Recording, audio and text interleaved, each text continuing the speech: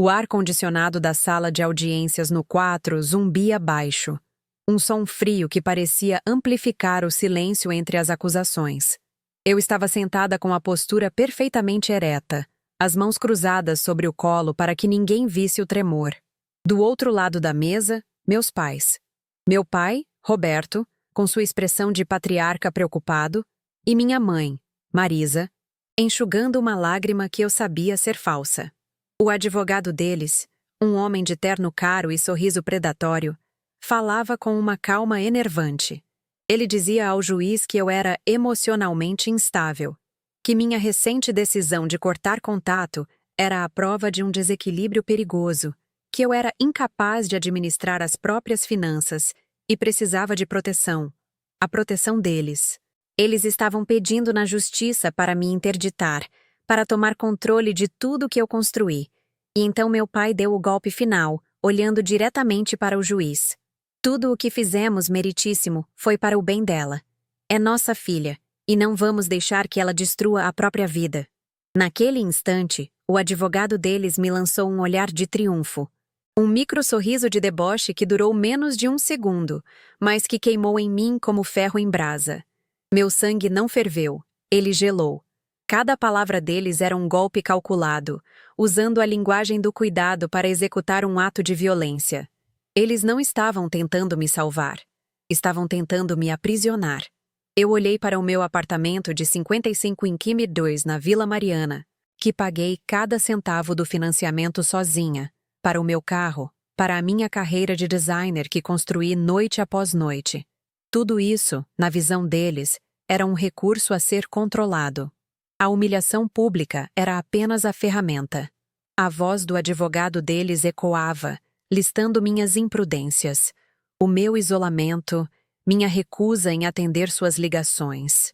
Ele pintava um quadro de uma filha ingrata e descontrolada, omitindo convenientemente que meu silêncio começou no dia em que descobri que meu nome estava sujo no Serasa por um empréstimo de R$70 mil que eles me fizeram assinar como fiadora, jurando que era só uma coisinha pequena. Ali, sob as luzes fluorescentes do fórum, eu entendi a profundidade do abismo. Eles não me viam como uma pessoa, mas como uma apólice de seguro, uma fonte de renda vitalícia que estava se tornando rebelde e precisava ser domesticada. Foi naquele momento, enquanto meu pai encenava sua performance de pai devotado, que a filha obediente dentro de mim morreu. Não houve barulho, não houve lágrimas. Foi um evento silencioso, uma fratura interna. A parte de mim que passou 28 anos tentando merecer o amor deles, que aceitava a culpa para manter uma paz que nunca existiu, simplesmente se desfez. O desespero que me consumiu por semanas, desde que recebi a intimação, foi substituído por uma clareza fria, quase cirúrgica. A luta não era mais sobre dinheiro ou sobre provar que eu era sã. Era sobre sobrevivência. Eles não iriam parar. Depois do meu apartamento, viria meu salário, minha autonomia, minha dignidade. Eles consumiriam minha vida inteira se eu permitisse. A crença limitante de que pessoas de bem não destroem os próprios pais em público se estilhaçou. A verdadeira questão se tornou: pessoas de bem deixam-se ser destruídas em nome de uma mentira? Naquele silêncio, eu tomei a minha decisão. Eu não iria me defender das mentiras deles. Eu iria aniquilá-los com a verdade. O juiz, um homem de meia idade com o cansaço do mundo nos ombros, anotava algo em seus papéis, impassível. Meus pais pareciam relaxados, confiantes de que a imagem da família unida e preocupada prevaleceria sobre a filha problemática. Eles não tinham ideia do que estava por vir. Eles me subestimaram pela última vez. Eles pensaram que eu viria para a audiência armada com emoções, com súplicas e defesas frágeis. Mas eu não trouxe minhas lágrimas. Eu trouxe documentos. Trouxe extratos bancários, contratos, relatórios do Banco Central e o laudo de um perito grafotécnico. Eles iniciaram uma guerra no campo jurídico, acreditando que eu não sabia lutar. Mal sabiam eles que, nos últimos 7 dias, eu havia me tornado a estrategista mais dedicada da minha própria vida. Aquele sorriso do advogado deles não era o fim da história. Era o gatilho. E enquanto eu o encarava de volta, com o rosto vazio de qualquer emoção, eu me perguntei: de onde você está me assistindo agora? Você já sentiu essa virada de chave? Esse momento exato em que o medo se transforma em um plano de ação? Se já sentiu, você sabe que esta história estava apenas começando. A exploração não começou com uma grande traição, mas com pequenos vazamentos, quase imperceptíveis. Começou com meu primeiro salário de estagiária, um valor que mal cobria meu transporte e almoço, mas que para mim parecia uma fortuna.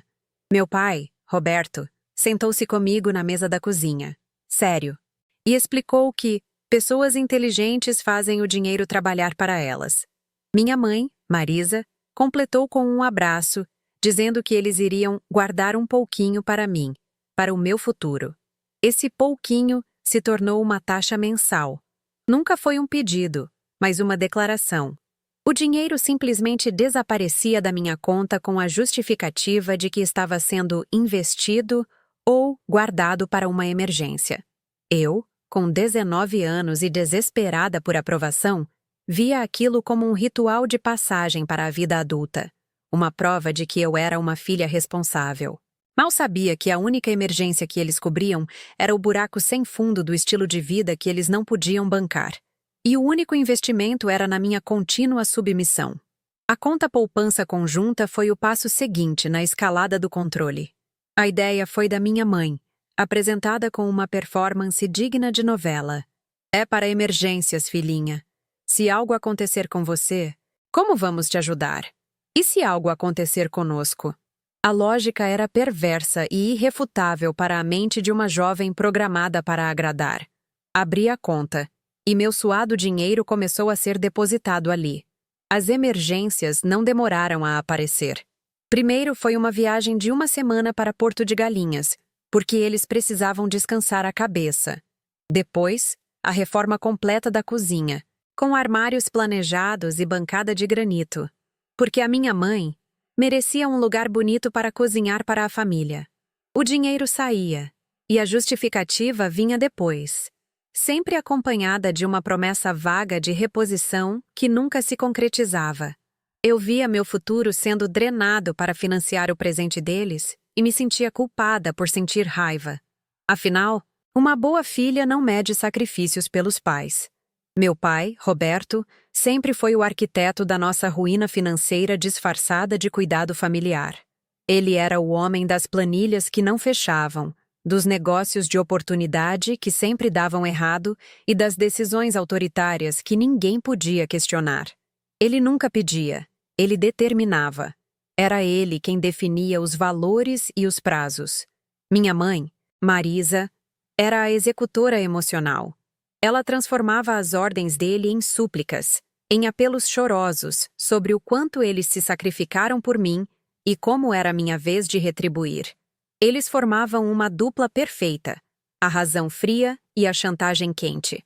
Se eu hesitasse diante da lógica do meu pai, minha mãe entrava em cena com a culpa. Você não ama mais a gente? Depois de tudo que fizemos por você? Eles me colocaram em um pedestal de filha salvadora. Uma posição que parecia honrosa, mas que na verdade era uma cela. A minha função no sistema familiar era clara: garantir o conforto deles, custe o que custar a minha própria vida. Durante anos, eu me tornei cúmplice do meu próprio abuso, porque a alternativa parecia impensável. Confrontá-los significaria destruir a única imagem de família que eu conhecia. Em todas as reuniões de domingo, com tios e primos, eu era a Ana, a filha de ouro, aquela que cuida tão bem dos pais. Essa validação externa era como uma droga.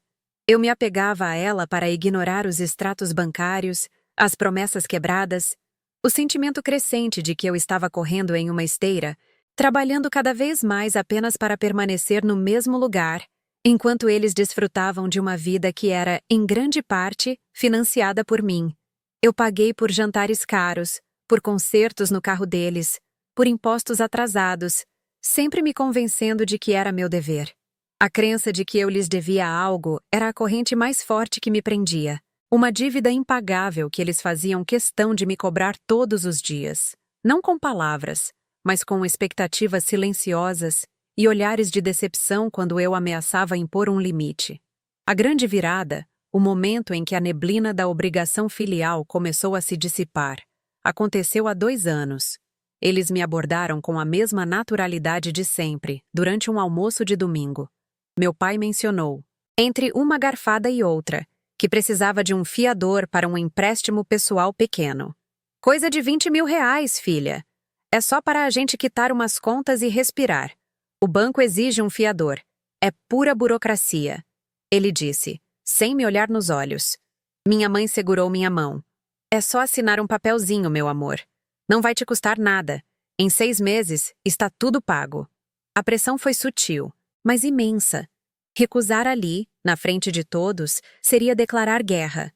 Eu, ainda presa no meu papel de filha obediente, fui ao banco com meu pai na terça-feira seguinte.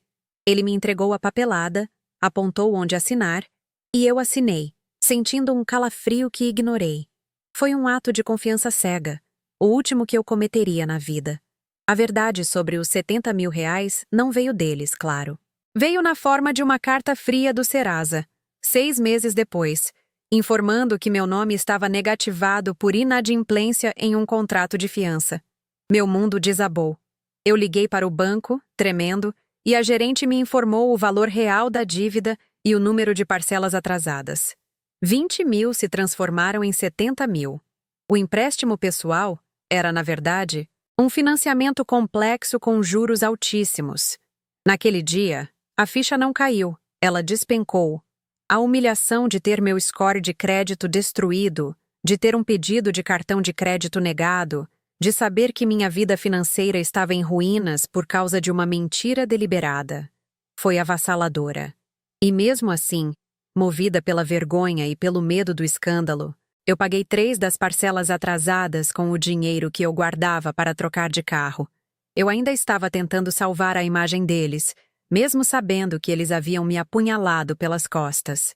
Aquela dívida foi a primeira vez que a palavra não começou a se formar na minha garganta, mesmo que eu ainda não conseguisse dizê-la em voz alta. Foi o catalisador para o meu silêncio. Comecei a inventar desculpas para não ir aos almoços de domingo. Parei de atender as ligações insistentes no meio do meu horário de trabalho. Criei uma distância física e emocional, não como um ato de agressão, mas de pura autopreservação. Eu precisava de espaço para respirar, para entender a dimensão do que eles haviam feito. E é justamente esse distanciamento, essa minha tentativa desesperada de criar uma fronteira para sobreviver, que eles agora usavam no tribunal como prova da minha instabilidade emocional. Eles não apenas me empurraram para a beira do precipício, como agora tentavam convencer um juiz de que eu havia pulado por conta própria. Eles transformaram meu mecanismo de defesa em uma arma contra mim. E isso provava que eles não tinham limites. A intimação chegou em um envelope pardo, com o brasão da República, e parecia pesar 1 tonelada.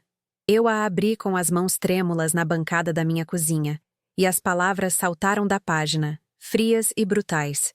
Ação de interdição. Curatela. Incapaz de gerir os próprios bens.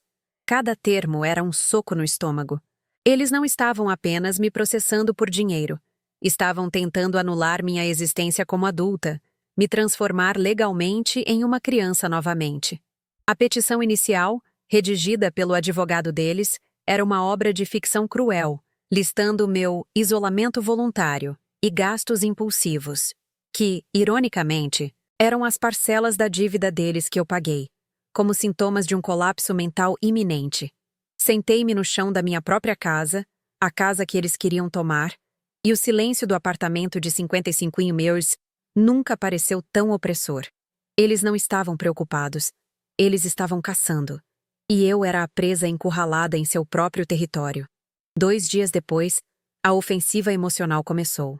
Minha mãe ligou, a voz embargada pelo choro ensaiado que eu conhecia tão bem. Filha, por que você está fazendo isso com a gente? Seu pai está com a pressão alta, não dorme. Nós só queremos o seu bem.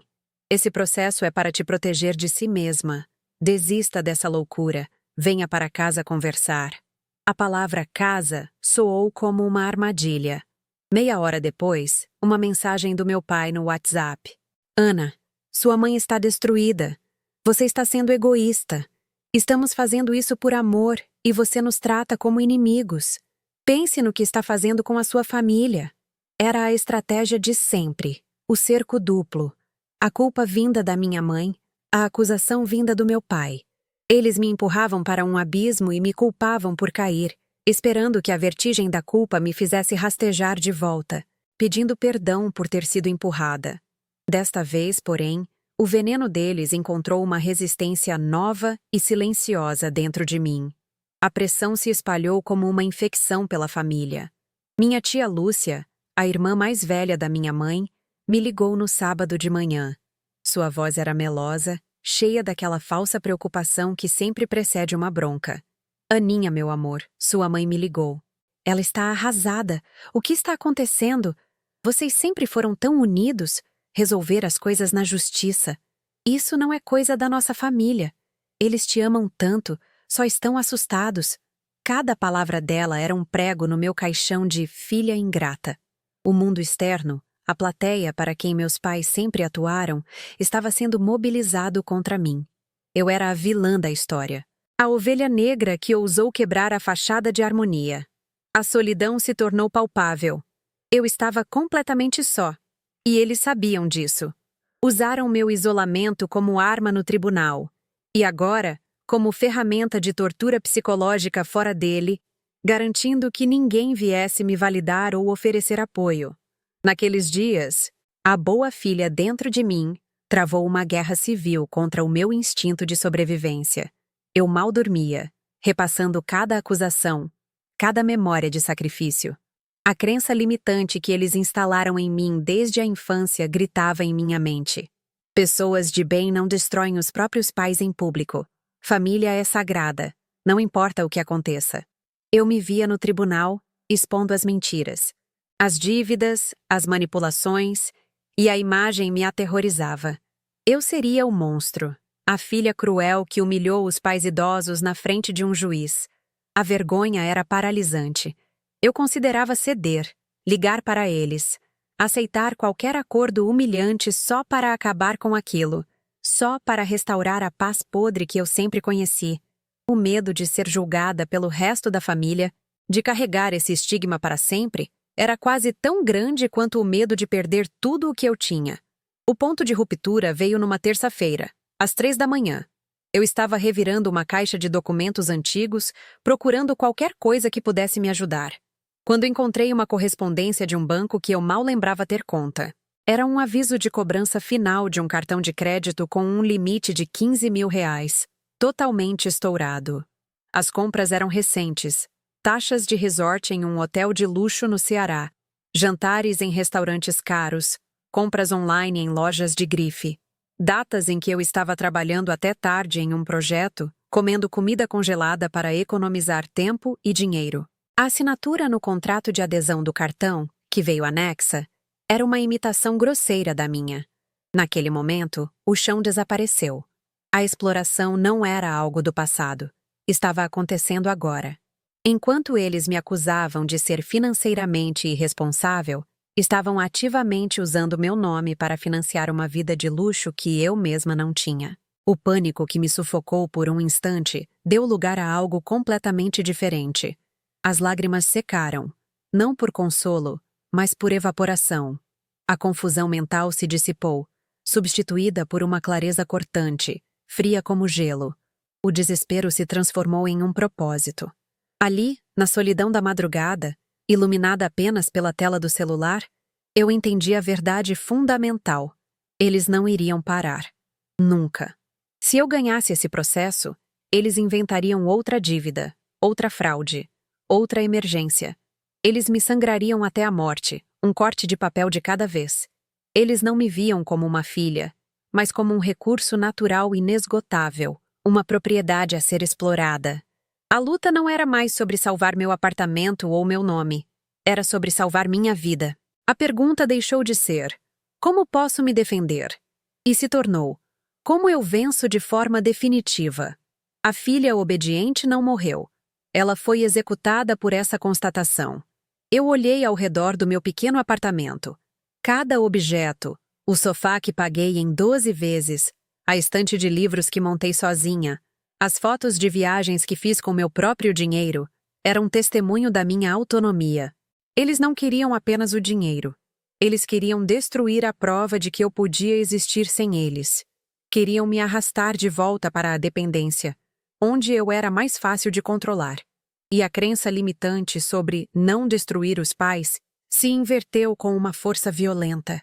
A verdadeira destruição era o que eles estavam fazendo comigo, silenciosamente, por anos. Expor a verdade não era um ato de crueldade. Era um ato de legítima defesa. Eu não ia mais me encolher no banco dos réus, tentando provar que não era louca. Eu ia me sentar na cadeira da promotoria e apresentar as provas do crime deles. A guerra havia sido declarada por eles, mas eu escolheria o campo de batalha e as armas. Na manhã seguinte, com os olhos ardendo pela falta de sono, mas com uma determinação que eu nunca havia sentido, eu liguei o meu computador.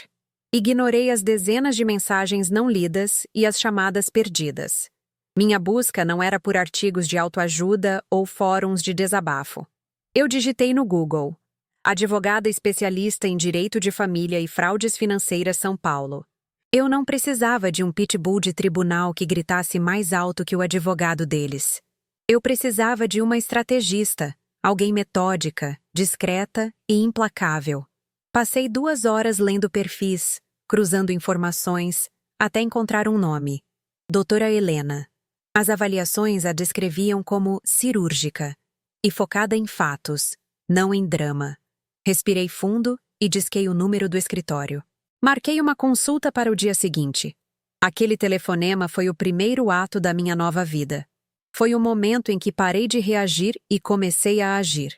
A caça havia terminado. A contraofensiva estava prestes a começar. O ponto de ruptura veio numa terça-feira, às 3 da manhã. Eu estava revirando uma caixa de documentos antigos no chão da sala, procurando qualquer coisa que pudesse me ajudar, quando encontrei uma correspondência de um banco que eu mal lembrava ter conta. Era um aviso de cobrança final de um cartão de crédito com um limite de R$ 15.000, totalmente estourado. As compras eram recentes. Taxas de resort em um hotel de luxo no Ceará, jantares em restaurantes caros, compras online em lojas de grife. As datas coincidiam com um período em que eu estava trabalhando até tarde em um projeto, comendo comida congelada para economizar tempo e dinheiro para pagar a dívida deles. A assinatura no contrato de adesão do cartão, que veio anexa, era uma imitação grosseira da minha.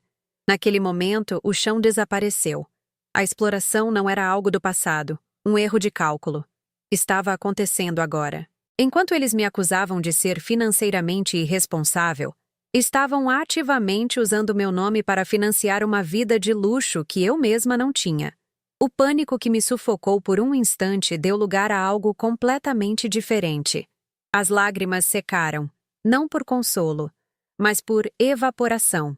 A confusão mental que me atormentava há semanas se dissipou, substituída por uma clareza cortante, fria como gelo. O desespero se transformou em um propósito. Ali, na solidão da madrugada, iluminada apenas pela tela do celular, eu entendi a verdade fundamental. Eles não iriam parar. Nunca.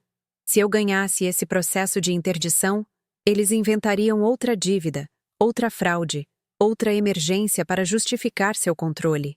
Eles me sangrariam até a morte, um corte de papel de cada vez. A filha obediente, a salvadora, a menina que buscava aprovação, não morreu de forma suave. Ela foi executada por essa constatação brutal.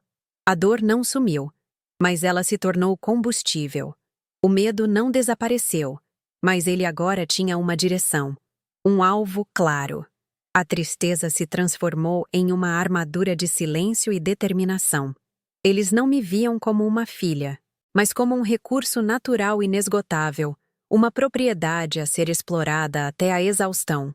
A luta não era mais sobre salvar meu apartamento ou limpar meu nome no Serasa. Era sobre salvar minha vida, minha sanidade, meu futuro.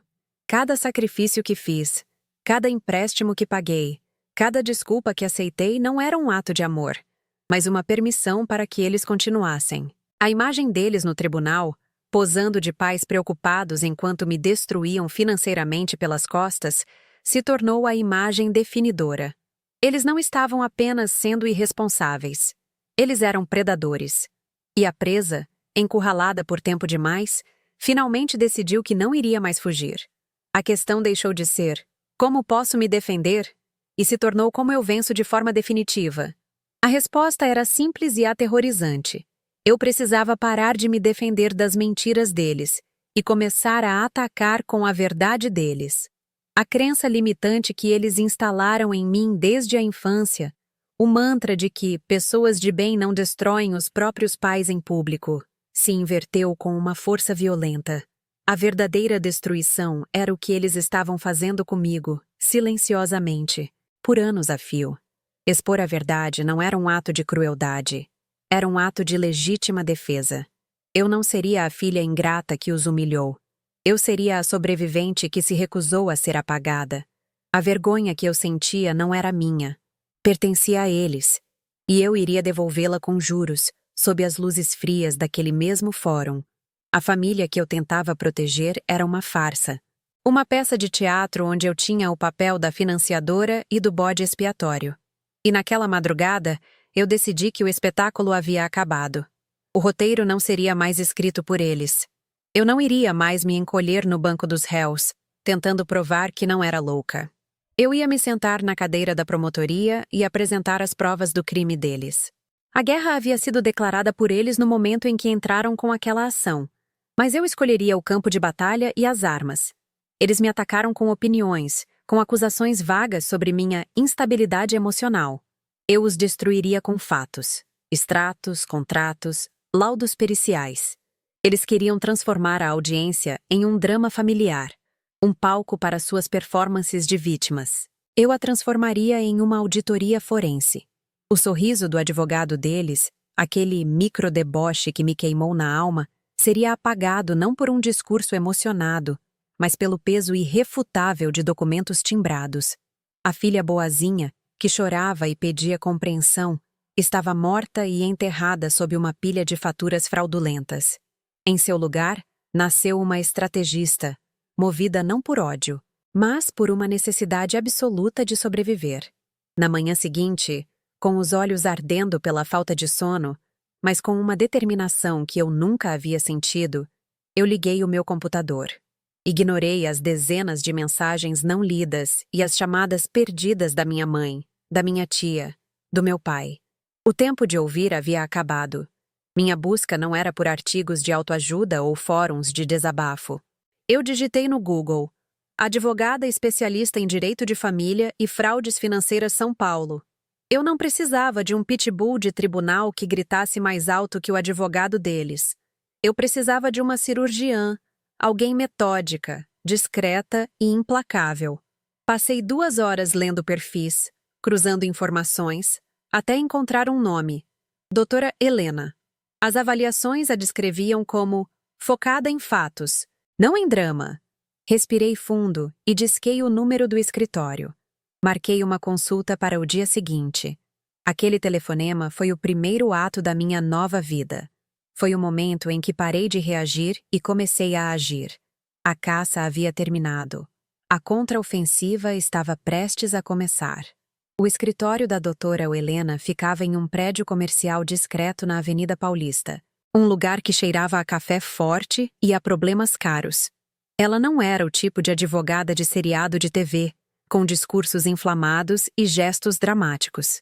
Era uma mulher de 50 e poucos anos, com óculos de aros finos e uma calma que beirava o cirúrgico. Sentei-me na cadeira à sua frente e, pela primeira vez, não contei minha história com lágrimas ou com a voz embargada. Eu a contei como um relatório de danos. Apresentei os fatos, as datas, os valores que eu lembrava. Falei da fiança de R$70 mil, do cartão de crédito fraudulento, da ação de interdição. Ela ouviu tudo sem me interromper uma única vez, apenas fazendo anotações em um bloco de papel amarelo. Quando terminei, ela não me ofereceu um lenço ou palavras de consolo. Ela me olhou por cima dos óculos e disse com uma voz firme: Ana, emoções não ganham processos. Fatos, sim. A partir de agora, Nosso trabalho é transformar sua dor em provas irrefutáveis. Naquele instante, eu soube que tinha encontrado a aliada certa. Ela não queria salvar minha alma. Queria vencer minha guerra. A estratégia de doutora Helena era simples e brutalmente eficaz. Eles estão te atacando com narrativas, com a sua suposta instabilidade. Nós vamos contra-atacar com a realidade documental do sistema financeiro brasileiro. Ela explicou, desenhando um fluxograma simples em seu bloco. O primeiro passo é solicitar seu relatório completo do registrato no site do Banco Central. É o raio-x da sua vida financeira. Ele vai nos mostrar cada conta, cada empréstimo, cada financiamento vinculado ao seu CPF nos últimos 5 anos. É o mapa do tesouro deles, e eles nem imaginam que vamos usá-lo. Ela me instruiu a não falar mais com meus pais ou com qualquer parente, a cortar toda a comunicação. Seu silêncio agora não é fraqueza, é tática. Eles estão esperando uma reação emocional. Dê a eles apenas o silêncio. Enquanto isso, vamos construir nosso arsenal. A palavra arsenal soou estranhamente reconfortante. Pela primeira vez em meses, eu não estava apenas me defendendo. Eu estava me armando para uma batalha que eu mesma iria iniciar, nos meus termos. Passei os 3 dias seguintes em uma imersão obsessiva. O primeiro passo, o registrato, foi uma revelação sombria. Sentei-me na frente do meu computador e, seguindo as instruções da doutora Helena, fiz o login no sistema do Banco Central.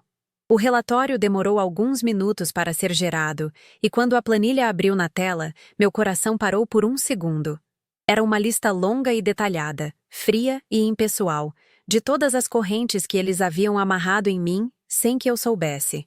Havia contas em bancos que eu nunca tinha ouvido falar, cartões de crédito adicionais com limites altíssimos, e a linha mais assustadora de todas, um contrato de capital de giro de R$200 mil, vinculado a uma empresa chamada AIM Empreendimentos Lida, onde meu nome aparecia como única fiadora. R de Roberto, M de Marisa. A audácia deles era tão grande, tão descarada, que o medo deu lugar a uma fúria gelada. Aquela planilha não era apenas uma lista de dívidas, era a confissão de culpa deles, escrita na linguagem oficial do sistema financeiro. O segundo dia foi dedicado ao trabalho de campo. Com a lista do registrato em mãos, visitei 3 agências bancárias diferentes, uma na Faria Lima, outra no Itaim Bibi e uma terceira em Moema, bairros onde eu raramente pisava, mas que aparentemente eram os preferidos deles para conduzir seus negócios. Em cada uma, eu seguia o mesmo roteiro ensaiado. Apresentava meus documentos e solicitava a cópia integral de todos os contratos vinculados ao meu CPF. Os gerentes me olhavam com uma mistura de pena e desconfiança, mas a lei estava do meu lado. Saí de cada agência com um envelope pardo pesado nas mãos, sentindo o peso físico da traição deles. Em casa, à noite, espalhei os documentos pela mesa da sala de jantar. As assinaturas falsificadas eram grosseiras, imitações apressadas da minha. Eles nem se deram ao trabalho de tentar fazer bem feito. Tamanha era a certeza da minha submissão e da impunidade deles. Cada página era uma facada. Mas eu não sangrava mais. Eu catalogava as feridas. O terceiro dia foi o da validação técnica e da prova definitiva. Doutora, Helena me indicou um perito grafotécnico, um senhor discreto que trabalhava em um pequeno escritório no centro da cidade. Entreguei a ele as cópias dos contratos mais absurdos, junto com documentos meus com assinaturas autênticas, como meu passaporte e minha CNH. Em 48 horas o senhor terá o laudo, ele disse, analisando os papéis com uma lupa. Enquanto isso, eu vasculhava meus arquivos digitais, e-mails antigos, reservas de passagens, e então eu encontrei. O contrato de R$200 mil da RNM Empreendimentos havia sido assinado com firma reconhecida em cartório no dia 15 de maio de 2021. Meus registros de viagem eram inequívocos. De 10 a 20 de maio daquele ano, eu estava em Berlim, participando de um congresso de design, uma viagem de trabalho que eu mesma paguei. Imprimi as passagens aéreas, a confirmação do hotel E até uma foto minha, sorrindo, em frente ao portão de Brandemburgo, com a data marcada no arquivo. Era o meu álibi. A prova irrefutável de que, enquanto eu construía meu futuro do outro lado do mundo, eles o demoliam em casa. Com todas as peças em mãos, voltei ao escritório da doutora Helena. Nós duas passamos uma tarde inteira organizando tudo em um dossiê meticuloso. Não era uma pilha de papéis. Era uma narrativa visual e documental do crime. A primeira sessão continha a petição de interdição deles, com todas as acusações de instabilidade emocional. A segunda sessão era o relatório do registrato, o mapa da exploração. A terceira trazia as cópias de cada contrato fraudulento, com as assinaturas falsas destacadas em amarelo. A quarta era o laudo do perito grafotécnico, confirmando a fraude de forma científica. E a quinta, a sessão final, continha as provas da minha viagem a Berlim. Passaporte carimbado, passagens aéreas e a foto. Doutora Helena mandou encadernar tudo em uma capa azul escura. Isso, disse ela, batendo levemente no dossiê, é o que chamamos de aniquilação por fatos. Não haverá defesa. O plano era simples.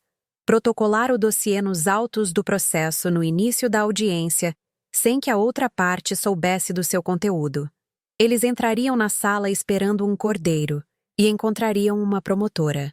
Na noite anterior à audiência, o silêncio no meu apartamento era denso. O dossiê estava guardado na pasta da minha advogada, mas eu sentia seu peso em cada canto da casa. A boa filha dentro de mim, aquela que eu pensei ter matado, deu um último suspiro. Uma onda de tristeza me invadiu. Eu estava prestes a destruir publicamente as duas pessoas que me deram a vida. Eu estava prestes a expô-los não apenas como pais falhos, mas como criminosos. Não havia caminho de volta. Qualquer que fosse o resultado, a família que eu conhecia, mesmo a disfuncional, acabaria para sempre naquela sala de audiências. Por um momento, a magnitude daquela perda me fez vacilar. Mas então, a imagem do sorriso de deboche do advogado deles, a lembrança da voz chorosa e manipuladora da minha mãe ao telefone, a frieza do meu pai me acusando de louca, voltaram com força total. A tristeza não desapareceu, mas ela se acomodou ao lado da minha determinação. Eu não estava fazendo aquilo por vingança. Estava fazendo por sobrevivência. Era o ato mais doloroso e necessário de amor próprio da minha vida. Na manhã da audiência, vesti-me com o cuidado de um soldado preparando sua armadura. Um blazer preto, uma blusa de seda branca, calças de alfaiataria. Roupas que não diziam vítima, mas profissional. Não tomei café da manhã.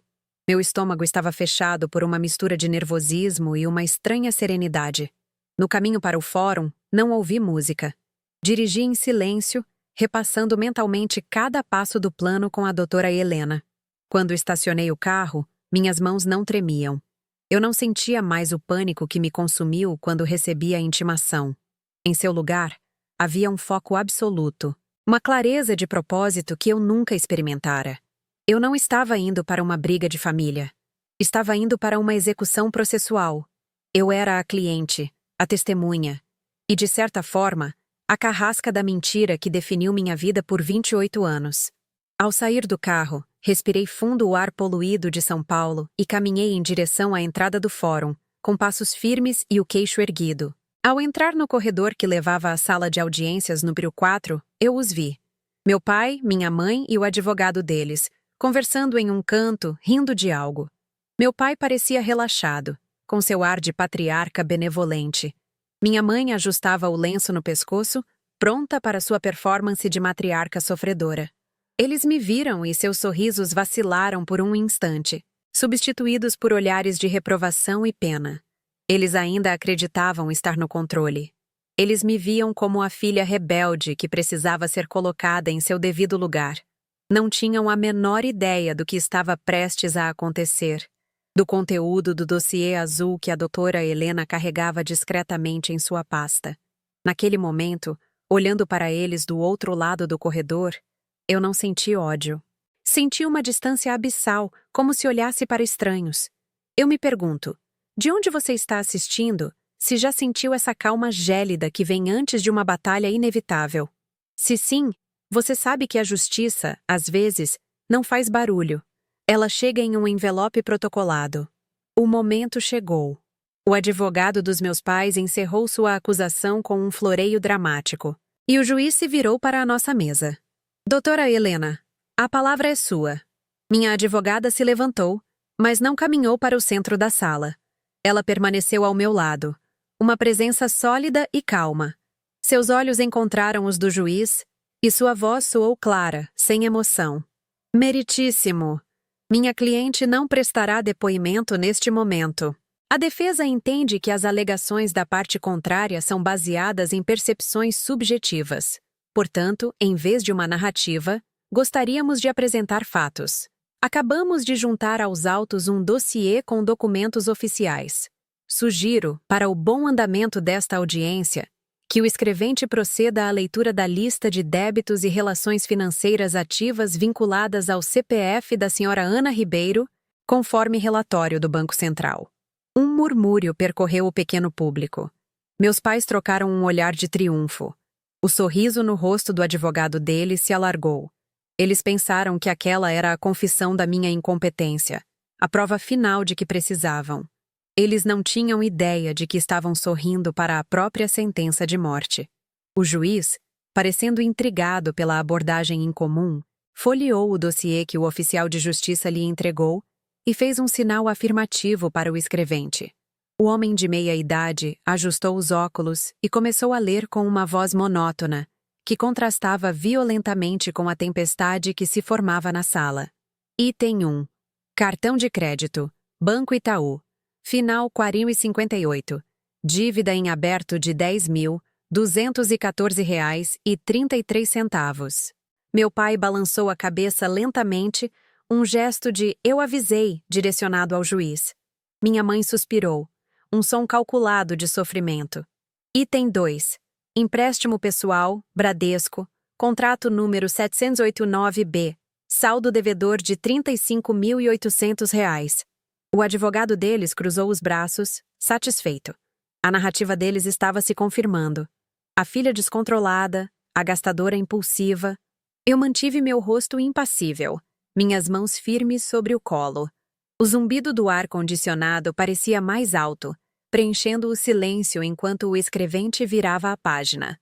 O ar na sala estava pesado de expectativa, mas a expectativa deles era a errada. Eles estavam esperando a minha condenação, sem saber que era a deles que estava sendo lida em voz alta. Então, a voz do escrevente mudou de tom, ganhando um peso de formalidade que quebrou a monotonia. Item 3.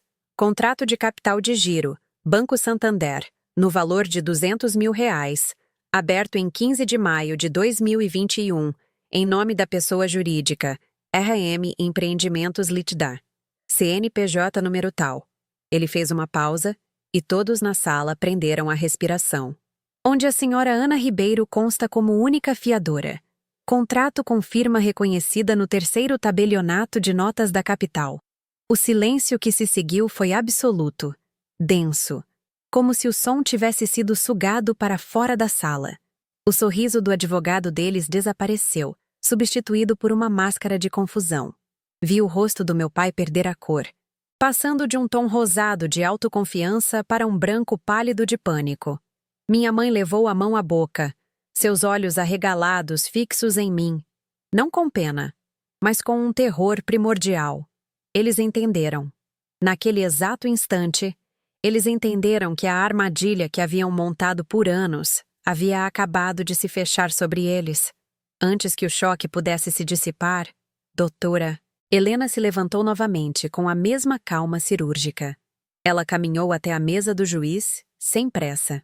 Meritíssimo, peço vênia para apresentar 2 documentos complementares que contextualizam o item 3. Ela entregou ao oficial de justiça, que os passou ao juiz, 2 folhas de papel. O primeiro é uma cópia autenticada do passaporte da minha cliente, com os carimbos de entrada e saída da União Europeia, provando que entre os dias 10 e 20 de maio de 2021, ela se encontrava em Berlim, na Alemanha, participando de um congresso de design. O segundo é o laudo pericial grafotécnico, assinado pelo perito juramentado Ricardo Neves, que conclui, com grau de certeza absoluta, que a assinatura aposta no referido contrato de fiança foi falsificada. A transferência de poder foi um evento físico, visível. Foi o som do juiz abaixando os óculos abruptamente, o brilho de fúria substituindo o cansaço em seus olhos.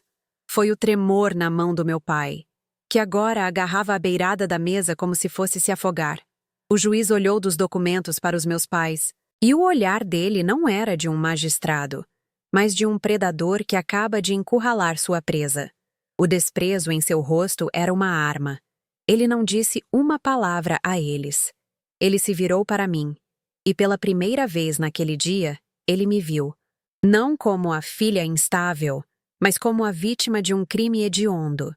Então, ele ergueu o martelo, e o som seco ecoou na sala como um tiro. Silêncio! Ele bradou, embora ninguém estivesse falando. A voz dele era um trovão. O que está documentado aqui não é uma disputa familiar. Isso é um crime. Estelionato. Falsidade ideológica. Ele olhou para o oficial de justiça ao seu lado, e sua ordem foi cortante, final, irrevogável. Chame a segurança do fórum. Agora! A palavra segurança pairou no ar, carregada de consequências que iam muito além da perda de um apartamento. Significava delegacia, inquérito, processo criminal. Significava a destruição completa e pública da imagem de bons pais que eles cultivaram por toda a vida. O mundo dos meus pais desabou em silêncio. Roberto, meu pai, o patriarca autoritário, encolheu-se na cadeira. Seu rosto, antes um mapa de arrogância, era agora uma tela em branco de puro terror. Ele não olhava para o juiz, nem para mim. Olhava para o nada, como se sua mente tivesse se desconectado da realidade insuportável. Marisa, minha mãe, a rainha do drama emocional, não chorou. O choque secou suas lágrimas. Ela tremia incontrolavelmente, um tremor que sacudia todo o seu corpo, e seus lábios se moviam sem som. O advogado deles, o homem do sorriso de deboche, estava pálido, folheando seus papéis freneticamente, como se pudesse encontrar ali uma saída mágica que não existia. Eles haviam entrado naquela sala para me anular, para me transformar legalmente em uma criança sob seu controle. E em menos de 5 minutos, eles haviam se tornado prisioneiros em potencial do sistema que tentaram usar contra mim. O poder não apenas mudou de mãos, ele os esmagou. Enquanto 2 seguranças uniformizados entravam na sala, posicionando-se discretamente perto da porta, eu olhei para os meus pais pela última vez. Não senti triunfo. Não senti a adrenalina da vitória ou o prazer da vingança. O que senti foi um luto profundo, uma tristeza avassaladora pela família que eu nunca tive, e que naquele instante eu estava finalmente enterrando. Era a dor aguda de amputar uma parte de si mesma para sobreviver. A boa filha, que eles criaram para servi-los, morreu ali, sob as luzes fluorescentes daquela sala de audiências. Mas em seu lugar, algo novo nasceu. Uma mulher que finalmente entendeu que sua primeira e mais sagrada obrigação não era com seus pais, mas com sua própria dignidade. Eu não sorri. Apenas assenti levemente para a doutora Helena, um reconhecimento silencioso de que a guerra havia acabado. E pela primeira vez na minha vida, eu me senti verdadeiramente em paz. Uma paz fria, solitária, mas inegavelmente minha. A ação de interdição foi julgada improcedente, com uma rispidez que o juiz reservou para casos que ofendiam seu senso de decência. Mas ele não parou por aí. Com a mesma voz de trovão, determinou a extração de cópias de todo o processo e a remessa imediata ao Ministério Público para a apuração dos crimes de estelionato e falsidade ideológica. Meus pais não foram algemados ali, mas foram escoltados para fora da sala por 2 policiais para prestarem os primeiros esclarecimentos na delegacia do fórum. Eu não os vi mais. Doutora, Helena apenas tocou meu ombro e disse que o processo criminal seguiria seu próprio curso e que agora eu estava segura. Segura. A palavra soou estranha, como um idioma que eu estava aprendendo a falar. Eu assinei os papéis que precisava, Agradeci minha advogada com um aceno de cabeça e saí daquele prédio sem olhar para trás. A guerra havia acabado, não com uma explosão, mas com o som seco de um martelo de juiz e o clique de uma caneta sobre um documento. A justiça, descobri, podia ser incrivelmente silenciosa e burocrática. Caminhei pelas ruas da cidade, um autômato em meio à multidão indiferente. O sol da tarde batia no meu rosto, mas eu não sentia seu calor. Não havia euforia na minha vitória, apenas um vazio imenso e gelado onde antes havia uma família. Cada passo na calçada era um passo para longe da filha que eu fui por 28 anos. Eu não os destruí por vingança. Eu apenas parei de sustentá-los com meu silêncio. A verdade fez o trabalho sozinha. O luto que me atingiu não foi por Roberto e Marisa, os criminosos, mas pelos pais que eles nunca foram, pela proteção que nunca me deram, pelo amor que sempre foi condicional à minha utilidade. Foi o adeus definitivo à esperança infantil de que um dia eles mudariam, de que um dia eles me veriam. Naquele fórum, eu não perdi meus pais. Eu apenas aceitei finalmente que eu nunca os tive de verdade. E essa aceitação, embora libertadora, doía como um membro fantasma. Ao chegar em casa e fechar a porta do meu apartamento, o som do trinco ecoou de uma forma diferente. Pela primeira vez, aquele espaço de 55 em 5 mais não era uma fortaleza a ser defendida, mas um santuário. O silêncio não era mais opressor, era meu. Caminhei até a janela e olhei para a cidade que se estendia abaixo, as luzes começando a acender ao anoitecer. Eu estava sozinha, de uma forma mais profunda e irrevogável do que jamais estivera. Mas pela primeira vez, a solidão não me assustava.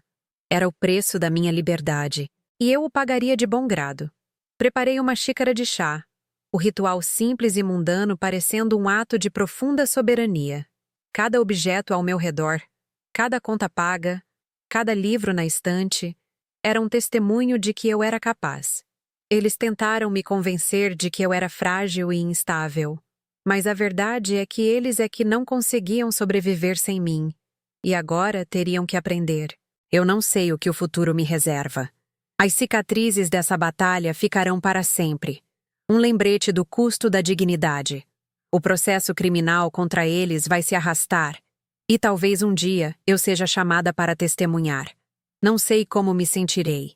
O que eu sei é que a boa filha, a menina que se diminuía para caber nas expectativas dos outros, não mora mais aqui. Em seu lugar, há uma mulher que aprendeu, da forma mais dura, que lealdade a si mesma não é egoísmo, é sobrevivência. Eu entendi que o amor não subtrai, não explora, não te transforma em uma garantia bancária. O amor protege. E naquele dia, ao escolher a mim, eu finalmente me dei a proteção que passei a vida inteira esperando deles. A paz que sinto agora não é quente nem alegre. É uma paz fria, quieta, conquistada a um custo terrível. Mas é minha. E isso eu descobri é mais do que suficiente.